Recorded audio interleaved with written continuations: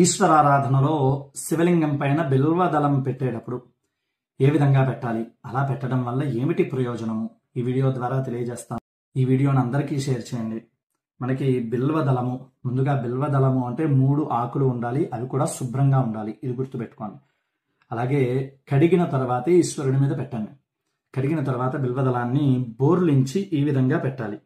దీనికి గల కారణం, బిల్వదళానికి ఈ భాగంలో లక్ష్మీదేవి ఉంటుంది, ఈనులు ఉన్నటువంటి భాగంలో మోక్ష లక్ష్మి ఉంటుంది.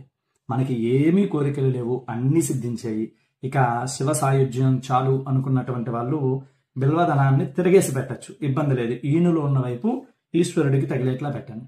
లేదు, నాకు భౌతికంగా చాలా కోరికలు ఉన్నాయి, ప్రస్తుతం మనం కలియుగంలో ఉన్నాం, ప్రతిరోజు కోరికలు మారుతూనే ఉంటాయి, కాబట్టి ఈశ్వరారాధన చేసేటప్పుడు బిల్వదళాన్ని తిరగేసి ఈశ్వరుడి మీద ఈ విధంగా ఉంచి అర్చన చేయండి.